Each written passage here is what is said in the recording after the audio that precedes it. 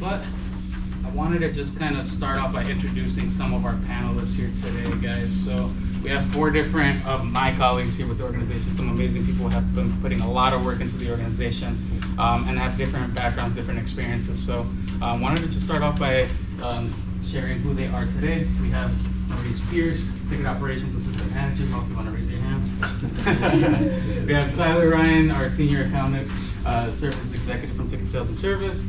We also have Jacqueline Anderson, our Event Sales Executive from Private Event Sales. And then lastly, we have Kayla Weston, our Junior Developer of Digital. So if any of you guys have any questions when it comes to kind of building apps, building digital assets, kind of what that looks like, Kayla's your guy. And then on the other side, we have people that have come from different backgrounds that have started off in sales and transitioned into different departments, people that have grown and come from HBCUs. So I want to just share a little bit about everybody here. So let me just start off by giving them an opportunity to kind of just share a little bit about themselves. So guys, if you want to just start off by sharing a little bit about your title, your where you guys work and what departments you guys work in. Share a little bit about your day-to-day. What does that look like? Yeah, so I'm Caleb Weston, junior developer with the Bucks. Originally I'm from Milwaukee, Wisconsin, so about an hour north from here. A little bit of my day-to-day, I work a lot in website and app, so like both initiatives.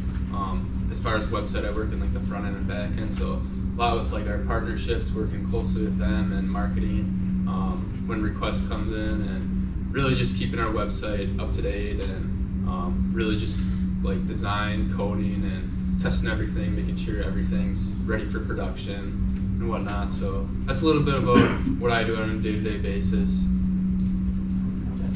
Jacqueline Anderson. I'm from the Twin Cities originally, so not from Milwaukee. So grew up a Wolves fan, but here I am now, kind of switched up. But I started off in sales, so I was over in the ticketing realm and ultimately found my passion in hospitality. So private event sales, there's a lot that goes into that. Kind of like Caleb was touching on, we work very closely with other departments. So I'm working with our legal team, our food and beverage team, our marketing team, and all of the above to make sure that we can throw phenomenal events, if not Bucks games and concerts in the arena.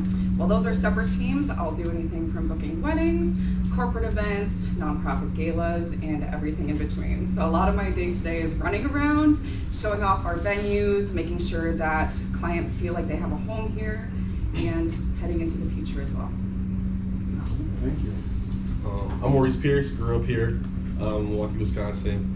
I have 4 younger brothers. I went to Bethune-Cookman University, which is an HBCU in Daytona Beach, Florida. I got my degree in international studies, and I did a minor in religion and philosophy.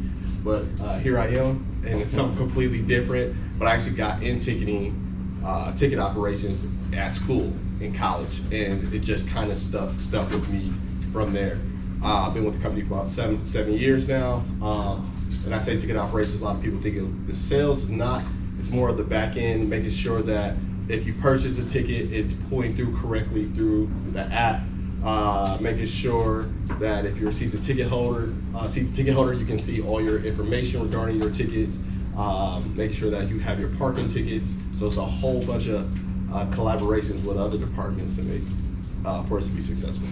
This guy's my saving grace right here. You go to high school. Yeah, you're right. Yeah, school language, Milwaukee School Language. Yeah. I know this man. Yeah. This is my coach, football and basketball, y'all. So. Yeah, those are my good days. I'm the principal. Yeah. Good to see you, man. We'll have to talk. For sure. How's it going, guys? I'm Tyler Ryan. I'm a senior account service executive here at the Bucks. I've been here for about 2 years. I've been to a few different organizations before here. I'm originally from Appleton, Wisconsin, so a little bit up north from here. But basically my day-to-day in the account service executive, it's very different every day. But the basics of it is I basically renew our season ticket members year over year. So I have my own book of business of about 350 full season ticket members. It's my job to keep them happy every day, making sure they're getting what they want, what they need, really making sure they're keeping our business and making our business grow. So that's kind of my day in, day out. It's kind of interesting. You never know what you're going to get, and each person has different wants and needs. So it's a lot of fun to connect with all of our season ticket members here and make new memories with them every year. So it's a fun job, and I'm excited to be at the Bucks. Thank you, guys. Okay, so we're gonna dive in a little bit deeper, just kind of into everybody's little background. So we'll start off with Mo, actually. So he kind of shared a little bit about your HBCU experience. Kind of just want to dive a little bit deeper. I know we just made a connection here. So let's start off there. What was your experience at the School of Languages, and where did you grow up? What activities were you involved in? So Milwaukee School of Languages, I thoroughly enjoyed it. It's probably one of the most diverse schools in the city.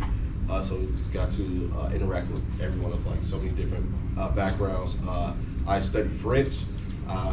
Not that good anymore, but but actually when people have issues with their tickets on game day and they're from France or Canada and they only speak French, I have been able to help them quite a few times. Give us a phrase.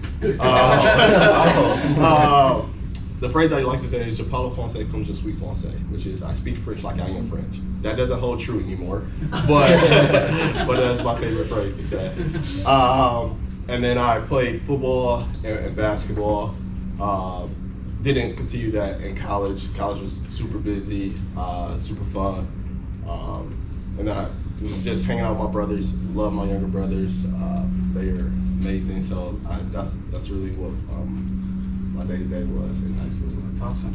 Were you involved in any clubs in high school or in college? Something that kind of helped you push through your education? Yeah, that's a good one. One of the things I was in college, a few things in college, is where I really got involved in the clubs. Were a few organizations were Rock the Mic, where we brought in speakers to talk to the schools. So like actors like Nia Long. We had Dr. Cornell West, who's a brilliant mind. Then I was also part of an organization called Black Male Think Tank, where we did community service around the city of Daytona Beach, and quite a few others. A little bit of student government, so had my hand in quite a few pots, and then I also worked on campus at the same time. So. Cool. And lastly, when did you figure out you wanted to work in sports and entertainment? I know you mentioned you studied something different and you made your way here. What kind of pushed you to come over here? Yeah, good question. I actually was doing a master's program and got into ticket operations, and they were actually paying for my master's program, but I just enjoyed ticket operations. I didn't want to do school anymore, and so I kind of stuck with ticket operations from there. And when I say like I haven't looked back. So I started working at Bethune-Cookman University doing ticket operations, and then I went to a performing arts theater, 2,500 seats with Broadway and a symphony season and concerts and comedy. And then I decided to come back home to Milwaukee without a plan. Just know I needed to be with some family, and ended up getting a job with the Bucks. Came out part-time. It was part-time about 6 months, and then full-time after that. Cool. Awesome.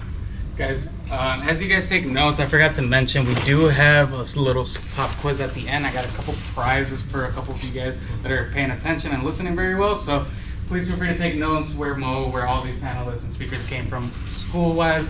We'll do a small pop quiz at the end and give everybody a chance to win some prizes. All right, next up we have Tyler.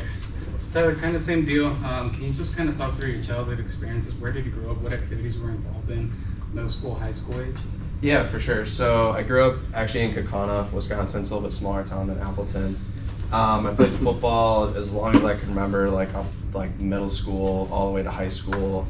Played through college as well, so I played 4 years at Concordia. Pretty much played any sport that I could growing up, like baseball, basketball. Obviously the height didn't carry it along with me very long, so that didn't last too long. But yeah, definitely had a good experience there. And then as well, so for high school, did 4 years obviously, and then did have a scholarship for 1 year, my football program every year to the graduating senior class. They do like a scholarship of $1,000, had to write kind of a letter to them and everything, explaining like how I'd use a scholarship. So that was one of the scholarships that I had, and then had a little bit of athletic scholarship as well for Concordia. That's awesome. Can you talk about that experience? How were you able to juggle being a student athlete and all your academics involved? We have a couple of aspiring athletes here as well. Kind of just share a little bit about how your experience was. Yeah, so that was definitely super hard in college. Obviously being by yourself for the first time, parents not there to push you, it definitely was kind of a step back my freshman year of realizing how I need to prioritize going to class, going to lifting, going to film and study. It definitely was hard. I had to kind of create myself a schedule for my first year of like, okay, after I'm done with practice, I have to do homework and do what I need to do. I can't sit and play video games for like 3-4 hours, otherwise I'm never going to get this stuff done. So it was hard, but I definitely learned a pretty good way to get some skill sets to kind of juggle everything together. And you mentioned that being in college, you're by yourself, right? You're kind of on your own, kind of making your own schedule, making your own priorities. Were there any people that helped you kind of prioritize your own schedule? Any people, role models, mentors that kind of helped you out along the way? Yeah, so luckily we had some seniors kind of take the freshmen under their wing when we were in school. So luckily, like, our football program automatically paired us up with a senior to like get us in the know of like what to do, what their strategies are. So luckily we had that in our football program. I know not everyone is grateful to have that, but that was something I was grateful for, and I kind of took along with me. And as I got older, I kept passing it down to freshmen of like the best way to go about it, because I'd rather have them knowing what they want to do and have like an idea, because obviously as a team you're all accountable for each other. So that was one big thing that our coach always pushed, is like you're only as good as your weakest link. Yeah, that's something we just talked about as well, right? We're paying it forward, we're setting an example for future generations. So as you guys are in this leadership program, just kind of keep that in mind, that you guys are making way for something better for somebody that's behind you. So I think one of the biggest phrases that I always keep in mind is always keep that door open, because somebody's opening it for you. You can hold that door for somebody else to make their experience a lot more easier. Thanks, Tyler. Last question for me. When did you figure out you wanted to work in sports and entertainment? It sounded like sports were kind of big in your life. Yeah, sports was always huge in my life. I guess I'd never really realized like how many different departments there were in sports until I was probably a senior in high school. For me, I just knew I always wanted to be in a sports organization, but never knew exactly what it all entailed. So I think my senior year of high school, I took a sports entertainment class that they offered at my high school, and then really kind of fell in love from there and realized like this is something I want to do. Didn't really know the path I wanted to go down like in sports, whether it was like marketing, sales.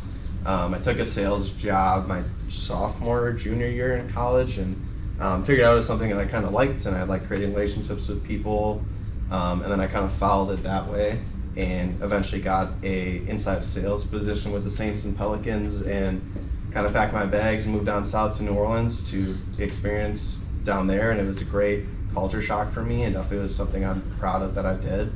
Made me grow up really fast, so it was a lot of fun going down there and kind of creating a new life. Yeah. One thing that's super interesting, guys. So we all work for the Milwaukee Bucks. Tyler had the opportunity to work for three professional sports teams. Is it two? Well, Saints have two. They did the Saints and the Pelicans. Yeah. I wasn't sure if they did the WNBA. Yeah. No, just the Saints. So Tyler actually had to juggle two different sports teams. Kind of talk about that. Can you compare the two experiences between New Orleans and Milwaukee? Yeah, so New Orleans is absolutely die-hard football state. So football there is their bread and butter, just like it is here and kind of in Wisconsin. Like I know we're all die-hard Packer fans if you're from here. Some people are Chicago fans, so I won't blame them for that. But yeah, definitely a die-hard. So Pelicans was a lot more like hands-on for us. It was a fun experience to kind of go through and juggle both sides. The great thing was it was an off season for me. So as soon as like basketball season was done, we started opening up to football and started thinking of new marketing ideas and initiatives for people. So it was definitely go for that organization. Yeah, for sure. Thanks, Tyler. Yeah, thank you. All right, next up we have Jacqueline Anderson. Jack, can you just talk a little bit through your childhood experience? Where did you grow up? What activities you're involved in? We see you went to Winona State University. Yes, right on the border. It was a bit of a difference being in a large city and then heading somewhere a little bit smaller, but I think that really helped me to hone in on what I was passionate about. But like I said, I'm from Minnesota, Twin Cities area, because that's where people know of, the Minneapolis-St. Paul area, but I did grow up in a suburb of Apple Valley. Now, Apple Valley was, I'd say decent size, medium size, but when I was younger, I had no idea what I wanted to get into. All I knew is I had a passion for creativity, so I found myself doing everything from piano lessons, poetry classes, photography classes, because I knew I had more of that sales and marketing mind. I just didn't know where that was going to lead me. What's funny is I was never really a sports player at all. I played soccer for 1 year in middle school and decided it wasn't for me after I figured out how uncoordinated I was. But funny enough, I feel like there was always links leading me to sports. For example, Trey Jones and Tyus Jones, the Jones brothers, actually went to high school in Apple Valley. So being surrounded by some really top-notch players at such a young age, I gained a little bit more of a passion for what sports entailed. So getting into my college years, I really honed in on what does sports really entail, because so much more goes into it, and we've been speaking to that this entire time. It's more than just basketball. There's so many outlets and behind the scenes areas that are brought together to be able to produce amazing events, amazing games like this one. So I got into a couple of career classes just off to the side. So my after school days were a bit crazy, where I was going to career coaches trying to find what my passions were and what was going to lead my passions into more of a full-time role. I eventually landed, again, like I said, on marketing and sales, continued on those classes as I went into college, and eventually made my way over here to start an inside sales role for the Milwaukee Bucks, and just continued to grow within this organization since then. Awesome. Thanks, Jack. One thing that's super interesting, guys, Jack's my OG. We started around the same time. She's seen it all. She's been an intern, she's been full-time sales position, she's been in this new role for a couple months now, right? Yeah, just about a year. Yeah, which is exactly. Crazy. Yeah, it's crazy. Can you talk a little bit about that? You've kind of seen everything, you've been an intern. Talk about that experience being an intern, transitioning back into the school system, right? Because you still had to finish your degree, and then coming back as a full-time role and capacity. What was that like for you? It was definitely, just like Tyler said about having a little bit of a culture shock, it was definitely that way for me. Winona State is a decently small school surrounded by nature, so heading back into a city in such a fast-paced environment was a little bit crazy for me. I feel like I'm more of an introvert at my core, but what's interesting is introverts can also thrive in environments like this one, because your own unique skill set can be so useful, where sometimes it can be a difference with extroverts. But overall, during my internship, I was able to learn so many skills, how to be adaptable when, you know, we're losing games, because obviously that's going to happen in the NBA. You can't win them all, but the tenacity in the mindset, in the grit behind the scenes is what's going to keep you going. So I think it was just a huge process of learning how to be adaptable, how to make sure that I'm using my time in the best way possible. So time management was definitely key too. I mean, during your last years of college, sometimes you have a little bit more of a flexible schedule, but you really have to be to a T within really any role you have in sports. But I found myself loving that fast-paced environment where the trends were, and building up on the excitement of bringing people together in such a unique way, where I didn't see that about sports before until I was more so on the back end. Does that help to answer? Absolutely. Yeah. One thing we actually heard from two people that are from Wisconsin. We kind of have a different scenario here, right? You left home to come here. We have some people that are ready to go to high school, maybe eventually college, maybe out of state at some point. Yeah. Can you talk about how that transition was for you to move away from home, come to a new spot? Granted, you're not too far from home, right? You can still go visit. But how was that experience for you to kind of settle in, find a new kind of lifestyle for yourself, or maybe the same lifestyle? Yeah. I'd say it was really exciting. I think you should always take that step if you're looking to learn more about yourself, but more about the role you want to get into. I think being young, and as you're getting into your high school age and college age, don't be afraid to take those risks, because you're only going to learn, and if you fail along the way, that's just as much a part of learning. So I feel like I flopped on my face when I got here, because I was wondering what's going to be, you know, the best sort of lifestyle for me. How can I get back into that rhythm that I created in Minnesota? But what I did to troubleshoot that is I made sure to get involved with as much as possible. So as soon as I got to the Bucks, for example, I was making sure that I was tapping into our internal employee resource groups. So Luis and I are actually on our Latin employee resource group, Unidos, and we've done some amazing things in the past couple of months, and we're excited to see what that turns into this year. But also tapping into my colleagues, having one-on-ones where I can, and learning as much as I can. about where they came from, how I can help them, how they can help me along the way. So I think it is all about stepping out of your comfort zone, taking those risks, making connections, and you'll find a lot of great friends along the way, which I definitely have here. For sure. Guys, and along the way you're going to hear it a lot, right? I heard it a lot growing up. Networking is a huge factor, right? It's a huge priority as you go into your professional careers. But networking with a purpose is different, right? Networking with a purpose and making those tangible relationships, those people that you can go to as friends, as mentors, and actually not make it transactional, right? I think that's one thing that I like to hone in on, is making those connections. But there has to be a purpose behind it. There has to be some meaning behind it. Because at the end of the day, you're trying to be comfortable, you're trying to make those connections, you're trying to build your family and your circle of friends that you can rely on as well, especially if you're not from here. Yeah, next up, Caleb, similar questions. So kind of just talk through your childhood experience. Where did you grow up? What activities you were involved in middle school, high school, and any sports or clubs that you were part of? Yeah, for sure. So growing up, I grew up in Milwaukee, Wisconsin. So I tried to get myself involved in just about every sport growing up, from basketball, soccer, football, like track, cross country in middle school, and from there I ended up staying with basketball and soccer. Those are my two favorite. In high school, always had like a dream of, when I was younger, playing like in the NBA, doing something in basketball related. Like I went through high school. My senior year, I ended up having kind of a big knee injury, so that was kind of like off the table for me in the future.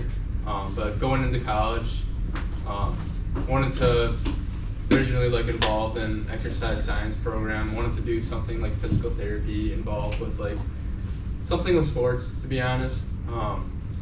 Realized after my first year that it kind of wasn't for me, and I wanted to pursue something else. So to me, I was always kind of a more creative person. Took a lot of like graphic design, graphic communications classes in high school. So I said, maybe this is something I could try out in college. So I did that like my freshman, sophomore year of college, and ended up like really falling in love with it. Had a great instructor who really like guided me along the path, and from there I did like a lot of graphic web design classes, and just really loved it. Stuck with it throughout college, and I was able to land this role back in January, and it's been like the best thing, best of both worlds, like being able to work in sports, doing what I love, and just like the opportunity to be creative, build things on my own. It's just like the best thing for me. So, That's awesome. Yeah. Can you talk a little bit about your experience at Marian University? Maybe some of those classes that you took.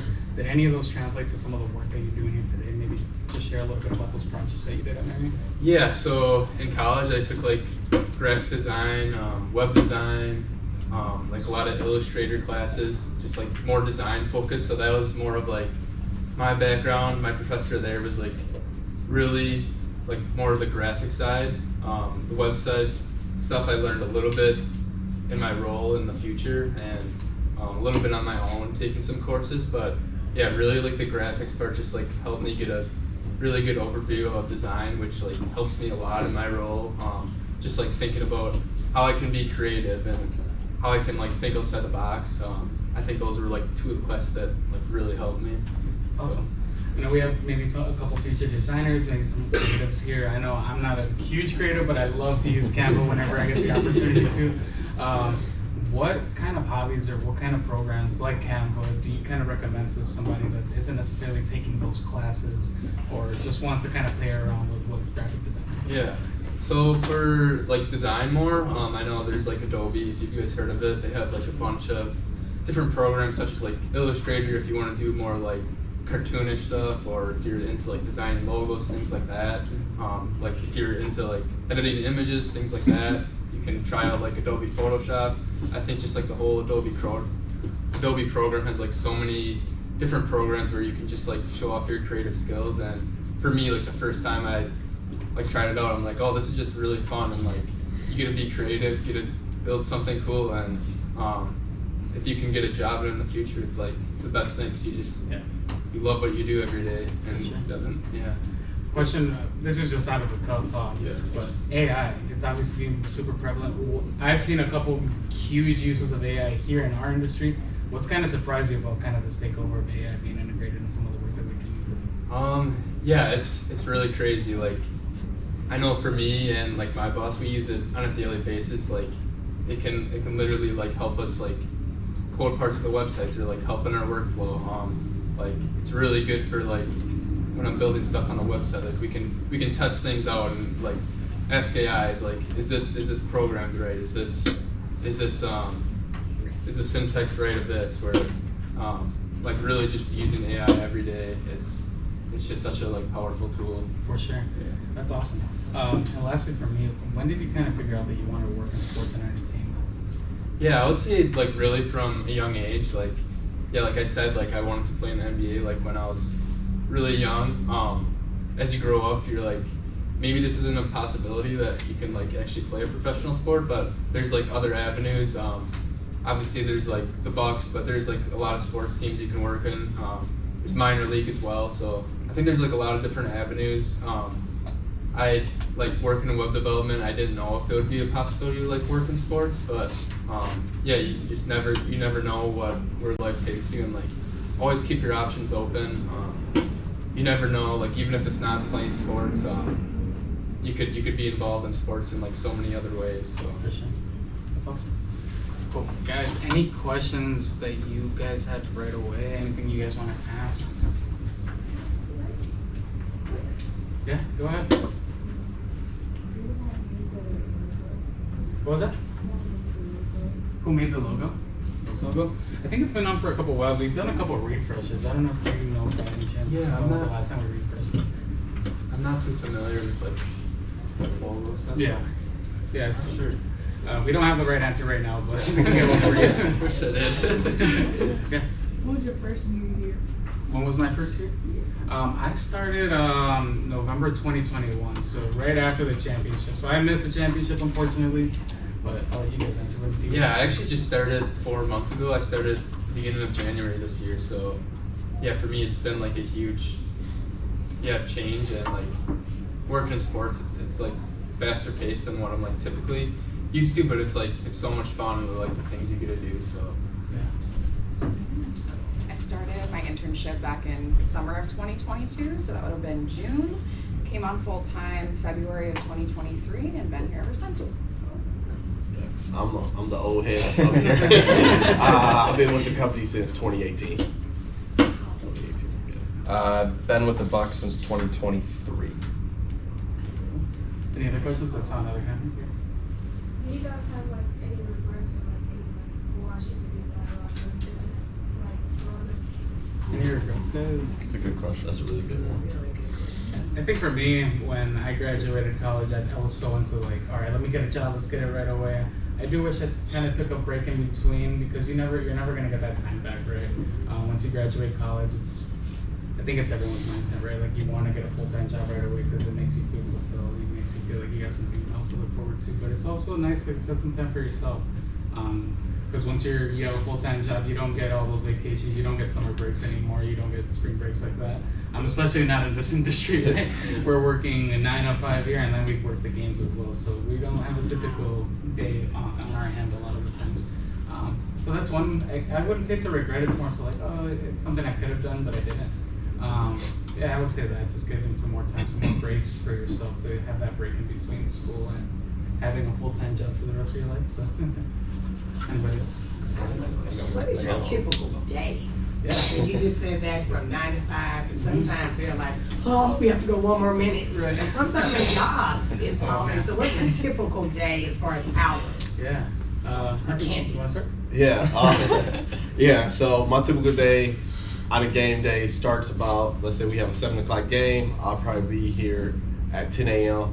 For me, I handle all the employee tickets. So we have someone who also handles all the inventory. So they go through inventory, see where can we place our employees for the day. I go through and I fill all the employee tickets for everybody in the company. And then from there, hopefully get some food if I have time. And then we need to run reports to, just in case we have a fail, like for instance, our systems go down. So we start running reports of how many people are in the building, who has what ticket, has this ticket been transferred anywhere, and then we head over to the arena and we test tickets, make sure that tickets are scanned in at all the entrances and that the correct ticket is scanned in. We don't want people going in through such and such entrance when they don't have access to that. And then we get ready for the game. So we have probably about a crew of 5 people, or 5 or 6 people, where we have people who's doing resolution, helping people out in front if they're having issues. And then we have people who's still helping the sales team if they're sending in requests or have questions about texting tickets out or anything. And we like happily sitting back doing that. So it's probably game day. Yeah. My typical day, I mean, I kind of split them up to game days and non-game days, right? Non-game days is a lot in the office. I'm doing a lot of behind the scenes. I'm reaching out to different schools to do stuff like these. Being in the community relations team, we have different pillars that we kind of align our work with. So anything that has to do with youth education, health and wellness, and community betterment is kind of like a catch-all bucket of whether that's sustainability, civic engagement, how can we get people to vote more, stuff like that. So my day is kind of split that way, where it's, if I'm doing a non-game day, it's mostly kind of emails in the office, reaching out to different nonprofit organizations, people that we can work with, students that we can help uplift and support. Game days, I try to come in a little bit later as well, so I'll probably be here like around 10, 10 to like 3, maybe like 10 to like 1 or something. I'll hang out here, go back to the house, get ready for the game, and I'm usually at the arena around 4 o'clock if it's a 7 p.m. tip. And then we're there until the end of the 3rd or 4th quarter. So yeah, kind of different. Yeah, anybody else? Yeah, for me, typically it's like 9 to 5 through the season. Like, I know a lot of people work games. Like our department, we typically don't, but yeah, just like it depends on a day-to-day basis. Like requests that come in, like during the season, it really changes a lot. Like if marketing is something they want on the website, or partnership says like urgent requests in, it could be something that like needs to get on the website by the end of the day. I know that can happen a lot, just like based on partner needs or really just like business needs in general. So it can really depend. Like during the season, like I feel like I'm doing something different like every day to kind of promote our website and digital presence. But yeah, like off season I think is a little bit different. We're kind of more focused on like some of our long-term projects, like especially with like our back end on the website, moving some things over. So I'd say in the season it's like a lot more like urgent tasks that typically like requests that come in, and then off season just a little bit more laid back and just like long-term focused stuff. So I'd say I've had a little bit of a shift more recently, because I used to be all in Tyler's world, where I was here, it's typically an 8:30 to 5:30, and then you'll be working for a majority of the game night. Since I transitioned into my role in private event sales, that's going to be your typical 9 to 5, like Caleb was saying. However, most of that time, rather than game days now, is filled up with going to galas, going to networking events. What my department does is very much outbound, meaning we are constantly in the community, constantly making new connections and seeing how we can bring that value to, I mean, whether it be the nonprofit community, whether it be more so the school community, or, like I said, more so corporate. But making those connections and building those friendships along the way is definitely key in what we do. So most of my time after work is typically put in towards, networking and galas. I guess that's Yeah, for me, usually like a game day, luckily I have the opportunity to work from home till noon, so I'm usually at home until noon, then I come in the office then. During that time, it's clients reaching out to me, maybe needing extra tickets, or they can't see their tickets. I reach out to Mo and I'm like, what's going on? So we kind of all work together, which is fun. But then basically the rest of the afternoon is kind of me planning like what clients I'm going to visit with during the game time. Maybe buy them a drink before the game, maybe we go watch warm-ups courtside. Try to figure something out with them, talk to them about how everything's going and what their plans are for next year. And then usually I'm done at the start of the 3rd quarter. And then we're also up at our membership headquarters as well. We have clients come up that need their annual gifts or have questions about ticketing. So we're there pretty much throughout the whole game as well. Okay, so we don't typically have like normal hours where we don't have 9 to 5s like that, but we do get the flexibility to make those 40 hours kind of fit into our weekly schedule, right? If we need to go overtime, we tend to as well, but we tried, the company and organization does a good job at kind of these guys mentioned as well, flexing our hours is what we like to call it. Leave home, go home a little bit early, go home for lunch, Tyler doesn't come in until noon, stuff like that, that we can kind of flex our hours so that we're not overworked or overstimulated throughout the season and throughout the semester. Because the season's long, right? We have 43 games at home. We typically work a good, maybe like 80-90% of all those games here. So we try to make sure that with whatever organization that you guys end up working for, that they kind of value your mental health and that they value your time and flexibility to go home and stuff like that too. But I know someone asked about like our greatest regrets. Yeah. Can I go Yeah, back to sure. that? Yes. I'll be honest with y'all. I think one of my greatest regrets was not communicating when I really needed it. I'm a transparent person. I'll be honest with y'all. I almost failed out of college. Was going through some things and probably was going through depression and didn't know it. First time I ever experienced it, and ended the semester with honestly a 0-0 because I wasn't going to class. I wasn't doing the work. Sleeping in super late. And so I think one of my greatest regrets is not communicating, getting that help a little bit earlier. And once I did, well, technically, my report card came from college. And my mom just happened to open it. She just happened to open it. Like, I'm in college. She happens to open it. And that was actually my Christmas present. was my report card. And but from there, talked it out with her, talked it out with some advisors. Actually was working on this. Actually, I started working in school because one of the VPs of the school, and this is why I love HBCUs, because you know who you're around. You know the VPs, you know the president, you know your counselors, your academic advisors, and one of the vice presidents actually took me under his wing and made sure that I became a successful black man. So, I will just say that's probably one of my greatest regrets is not reaching out and communicating a little earlier. So. anybody else want to share? I think one of my greatest regrets, and I like to be one of those people who says no regrets because you learn everything along the way and everything happens for a reason, but I wish I would have taken more advantage of networking and really getting to know people and learning what roles there really were in things like sports from an earlier age. When I'd say I started this up probably closer to junior year of college, where if you're familiar with LinkedIn, it's a great platform to be able to share almost a little bit about yourself, a little bit more of a resume, but really great to connect with your peers on, for people you want to learn from. If there's anyone that you find to be an inspiration, chances are they might have a LinkedIn profile, but what I ended up doing closer to the end of college is going on LinkedIn, looking at my passions, looking at people that were in roles that I might find great.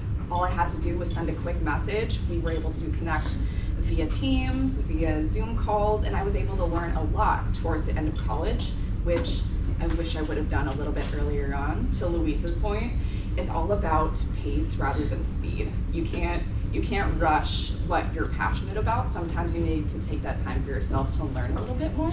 So I think, everything came together as it should, but that would be something that I'd put emphasis on.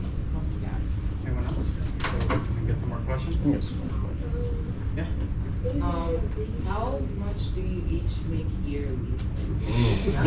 Or if that's too rude, if you had a short quote, what would it be? Honestly, that's a good question. That is a good question. I'm gonna be honest with you. You don't make a ton of money in sports until you get higher up. So a lot of us, we do it because we love it. We probably all make enough money right now to be okay, but just honestly, to probably start now, you don't generally make a whole lot of money, but you stay with it, you grow, you become stronger in your craft, and that's when you start getting Maybe not just going to New York after the last game and buying a brand new house. No. I am still here. So, As a short answer, I will say you'll get out of it what you put in. Yeah. So, we as an organization make sure that we're always putting in maximum effort. And we always like to say too, your 100% is gonna look different on some days. But as long as you're doing everything you can for yourself to be able to grow more, to learn more, again, that maximum grit that you put in is gonna yield results for yourself. So, yeah. Yeah, I would say just go after what you're passionate about. there's going to be a lot of people along the way who would, like, are going to doubt you and say like you can't do something, but I think like having positive mentors in your life and people who won't just say yes to you, but like give you realistic goals of things you want to accomplish and can really push you to get there is really important. So. Any other questions? I think I heard one. What is one of your biggest challenges you overcame in your professional career? That's a good one. One of the biggest challenges you've Professional career.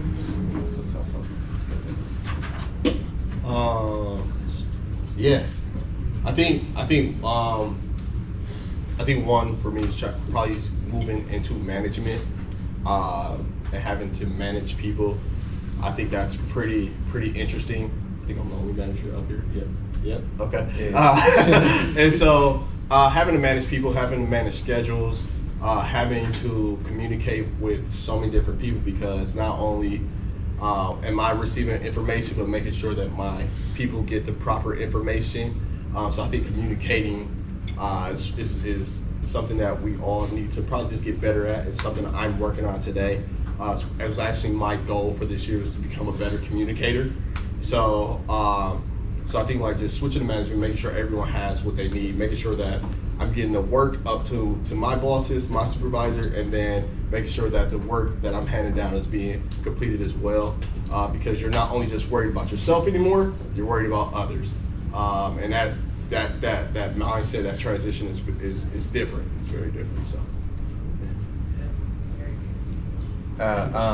I'd say the biggest challenge for myself was I really, out of college, took the big leap to move away from Wisconsin. I've never moved out of Wisconsin before, so I took the gigantic leap.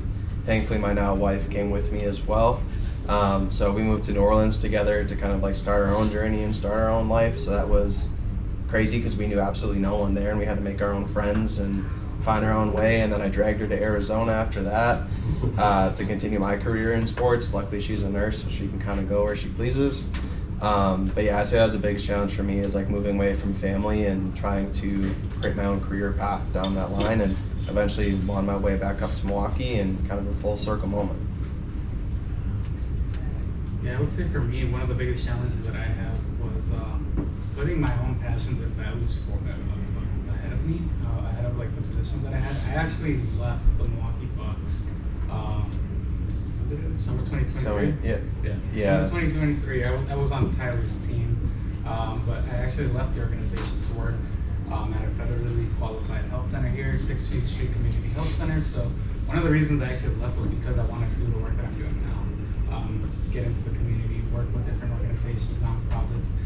I actually wanted to see the work that I was putting out into the community, and I wanted to see the impact that I was making. So I left the organization to work at 16th Street, and 8-9 months later, I found the opportunity to come back into this role. Previously, I was doing sales and service. So now I'm back with the organization, and it kind of just goes to show that like sometimes you have to take that risk, sometimes you have to leave to get something that you really want. And it ended up working out, right? I was able to combine both my passions of community relations and sports and entertainment, and actually do what I am doing now, and I love it. So I get to do stuff like these, get to work with fun colleagues, and get to work with you all as well. So that was one of my biggest challenges that I was able to overcome. I have a question. What do you guys think about like the future of basketball in this world as a global sport? Like what's going to happen in the next 10, 20 years with the NBA and just basketball globally? Like what do you think are some big trends that are going to happen in the next 20 years or so? I think they're doing an amazing job right now with some of those national games that they do, or international games that they do right before the season starts. I know they've had a couple of games in Paris, Mexico, Abu Dhabi, and stuff like that. So I think that's a great start. Africa League, and stuff like that. That you get to see the work that they're putting in. Maybe one day we could have the NBA Cup somewhere else. You know, like not saying that that's what's gonna happen, but maybe that is maybe another tournament where they can incorporate internationally. So I love it. I love some of these international guys. Shea is awesome. Giannis. You're kind of starting to see this trend of all these international players be the top level guys in the NBA, which is historically an American sport, right? So I think they're doing an amazing job right now. Anybody? I think it's going to continue to go global for sure. I've had quite a couple of conversations with our global partnerships team, and there's not only upcoming trends with AI, but I think that will tap a lot more into international influencers. I believe in the influencer realm is so untapped, I think, and especially from your individual team level. I think as NBA as a whole continues to grow within the next couple of years, we'll tap more into influencers, but there is such a global presence with so many of our global players. So as they continue to create that synergy between different countries and what's going to be of value to a lot of fans, even in Greece, for example, that's something that's on the radar. Any other thoughts? I think of course it's just gonna keep getting bigger. What I would like to see is some more of the leagues, basketball leagues, become more prevalent. Kind of way soccer is overseas. I would love to see a lot more of these leagues just get a little bit more shine. Not saying that will happen, but I can see that happening. Yeah, I think kind of what the NHL did this year with getting like the countries together and they did like a tournament against each other.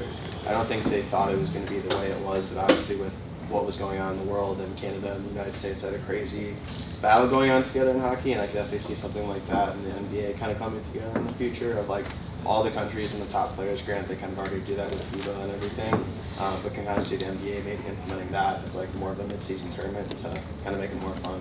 Yeah, and you hear all these stories about how they restructure the All-Star game. I think I've heard this year they might look into restructuring it so it's World versus USA, kind of how they do the first year rookie guys. So there's possibility to grow, and there's definitely room for improvement for sure. Any other questions?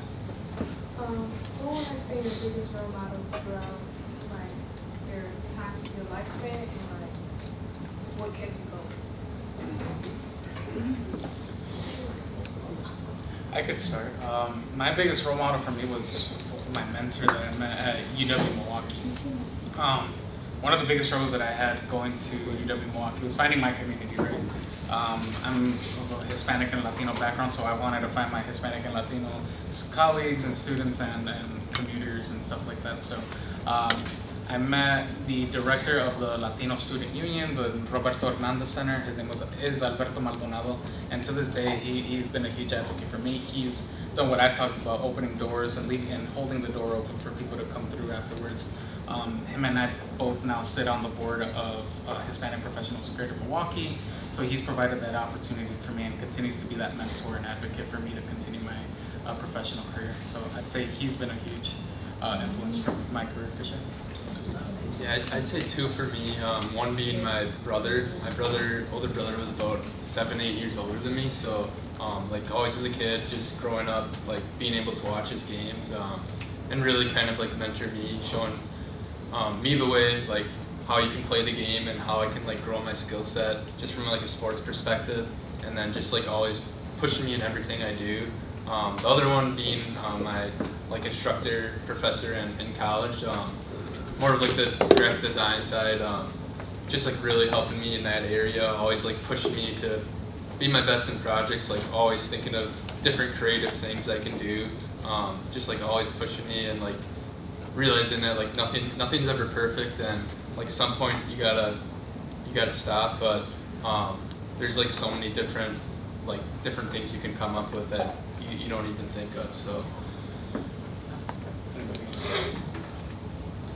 I'd say one of my biggest role models was my grandma. She actually immigrated to the United States in her 20s to be able to follow her dreams. She's originally from Trinidad and Tobago, so she kind of left everything, took that major leap to move not only states but countries too, to be able to pursue what she wanted to do. And that's why I'm here. But as I got into the Milwaukee Bucks in general, I'd say one of my biggest role models is Jada Pollard. She was the manager of our inside sales associates a couple years back, but something that's always been important to me is my Christian faith. That's something that I've always kept with me from a young age. So being able to grow that here from the moment I moved here, and Jada putting what we do on a day-to-day basis through that lens just did wonders for me. So. I got a few. I remember when I told you that situation where I was about to fail out of college. I had a mentor across the street, and I didn't know if I was going back to college or not. And he said, "Look, if you don't have your answer in the morning, don't think about it for the rest of the day. You're stressing yourself out. It'll come to you, but just know like the whole neighborhood is looking at you." I was the first person in my neighborhood, first guy in my neighborhood to go to college. So I think that was like one of my first mentors that I had. Then I had Dr. DeJuan Wormack, who's a mentor for me. He's the one who actually took me in college after I decided that I was going to stay. And so much of a mentor where he's a president of a whole different university now from the school I went to, but he actually came up here for our HBCU day at our HBCU game because I had to be a part of that panel to talk to 20 different high schools. So he's still a mentor to me to this day. Yeah, I'd say for me, I have two, one personally and one professionally. The personal one is my mom. She always pushed me to be better, do as much as I can. So she was always kind of like my rock to push me to be the best that I can be, and she was always there to support me no matter what. She came to like all my games growing up, didn't miss one. And then I'd say professionally is my professor at Concordia, Wisconsin. He's the head professor there of the sports entertainment program. He really helped me get into sports and realize like what I wanted to do. He gave me a lot of opportunities because he saw that I cared and I did more than a lot of other students did. So he really gave me a lot of opportunities to do things outside of the school and like work for the Super Bowl and do some other things. So he's definitely one there, and I'm definitely paying it back to him. We connect with him now, and I help him with his sales class, and they actually come into our office and they kind of do some stuff with the Bucks and sell tickets for us. So kind of paying it back to him for what he did for me. All right, guys, we're kind of short on time here. We got room for one more question if anybody wants to ask any. Yep. What is it like working here? What is it like working here? I'd say for me, it's about the people, right? It's about the work that we do. It's about stuff like this. So I'd say for me, it's always fun. It's always different. It's always new. Every day is a little bit different. So for me, it's just a joy to just be able to work with different organizations. I'm born and raised from Milwaukee, so it feels like I'm giving back to my community. So I'd say the biggest thing for me is just being fulfilled.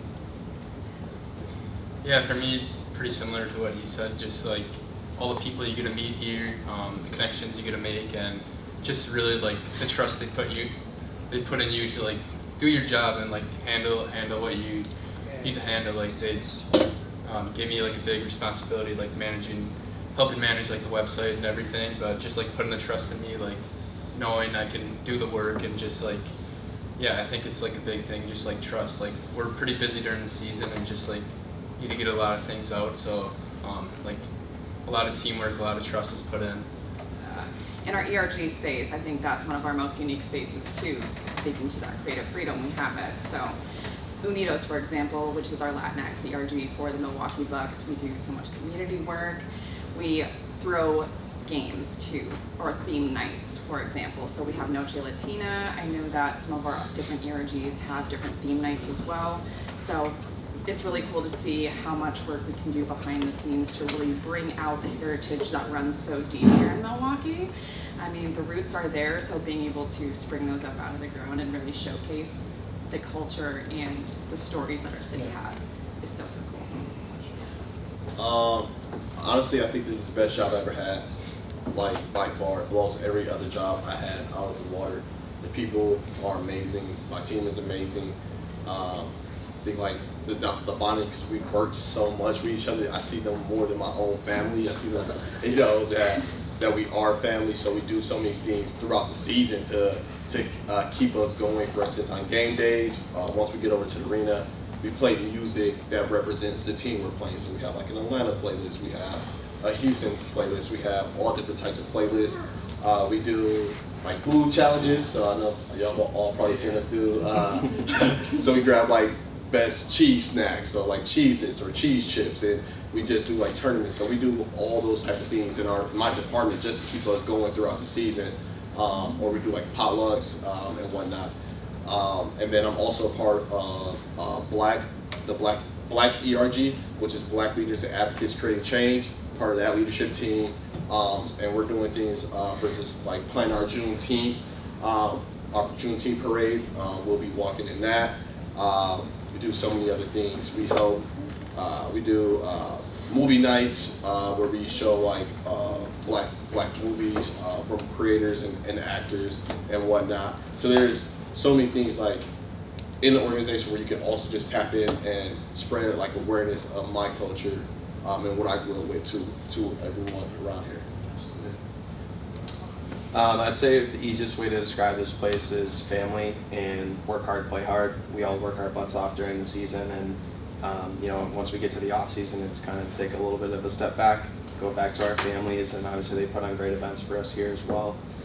Throughout the summer, I know we do like a Brewers game as well as a sales department, so it's definitely a family environment, is what I would say. And then to the ERGs, it's definitely a great opportunity for people in the entire organization to learn about different history, different cultures. It's really helped me too and opened my eyes as well. And then to even connecting with different people in the departments, like I connect with finance people over there, I connect with corporate partnerships over there. It's really a great way to connect with everyone as well and feel more part of the family. So I'm forever grateful for all the ERGs we have. It helps me grow as a person. And I was gonna say, speaking of ERGs, we have what, seven of them now? Six? 7 now, I think. Yeah, so we have. We also have WIN, which is our Women's Initiative Network. We have Pride, which is our LGBTQ+ ERG. We have Rise, which is our young professionals.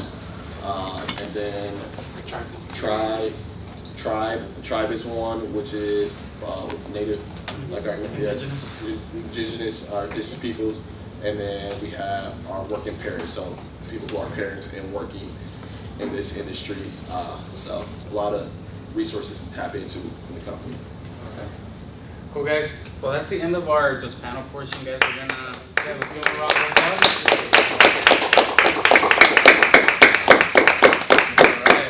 Let's see what you guys learned today. We got a couple prizes here for the end, so make sure you guys got your notes in front of you. Let's start off with Caleb. Caleb, I'll just let you pick anything you see up here. So we got a jacket.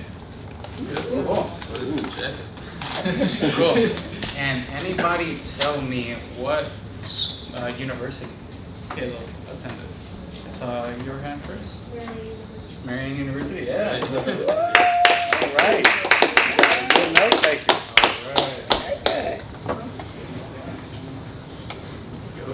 Okay, we got a pencil pouch. Awesome. Can anybody tell me the 3 roles Jacqueline has held with the organization?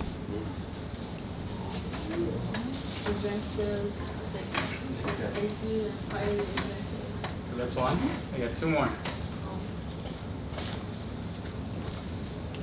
Do nothing yet? Yeah.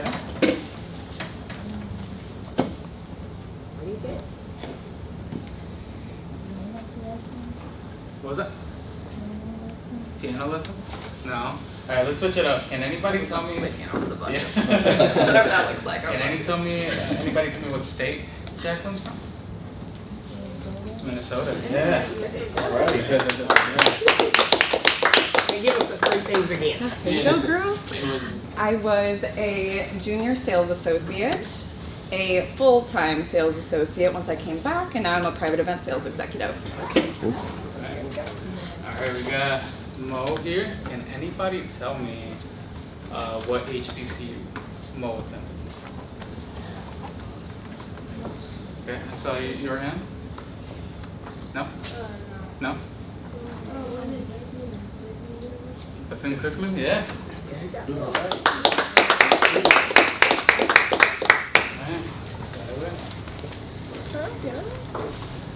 Alright, we got a Tango Kids Club Bucks jersey. Cool. Can anybody tell me how many years Tyler played football in college? 4? That's correct. Yeah. All 4 Cool. years. Alright, guys. Good job, man. Alright. Any last minute questions? Anyone got anything right now? I got one more prize in here. If I give y'all a piece of advice real quick, I'd just say, I think one of my favorite things is the idea of like hustle and motivate. Nipsey Hussle said it, so I put in the work, so I motivate others to put in the work. So I'll keep doing what I do, and hopefully y'all will do what y'all need to do. For sure. So, all right. All right. Thank you. Cool. All right, guys. Thank you so much for joining us today. We hope you guys have a good day.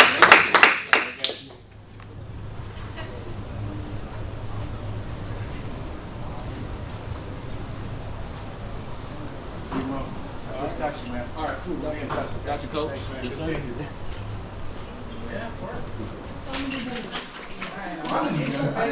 They miss you, Elijah.